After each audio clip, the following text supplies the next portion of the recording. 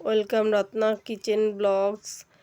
কলার পকোড়া রান্না করার জন্য পেঁয়াজ কুচি, লঙ্কা কুচি, ধনেপাতা কুচি, পরিমাণ মতো বেসন নিয়ে নিয়েছি। এবার কলাটা সেদ্ধ করে মেখে নিচ্ছি।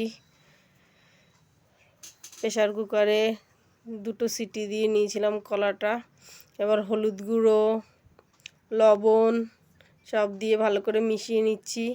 এবার লঙ্কা কুচি, পেঁয়াজ কুচি আর ধনেপাতা কুচি দিয়ে মিশিয়ে নেব। দেখো মেশানো হয়ে গেছে। এবার বেসন দিয়ে দিলাম পরিমাণ মতো। এবার পরিমাণ মতো জল দিয়ে ব্যাটারটা ভালো করে মেখে নিচ্ছি। একটু চিনি দিয়ে দিলাম। চিনি দিলে ভালো মিষ্টি মিষ্টি হয়, ভালো লাগে খেতে। এবার কড়াইতে সাদা তেল গরম করে পকোড়াগুলো দিয়ে দিচ্ছি। যে যেরকম পছন্দ করবে, ছোট বড় ভেজে নিতে হবে। এটা লোহার কড়াই, ছোট্ট লোহার কড়াই। এই কড়াইটা আমি নবদ্বীপ থেকে 100 টাকা দিয়ে কিনেছিলাম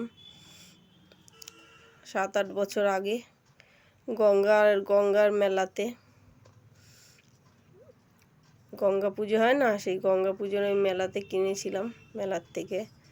তখন 100 টাকা নিয়েছিল। এটা ভাজাভুজি করতে খুব ভালো হয়। দেখো হালকা লাল হয়ে গেছে। থ্যাংক ইউ বন্ধুরা, এতক্ষণ আমার সঙ্গে থাকার জন্য, আমার ভিডিওটা দেখার জন্য।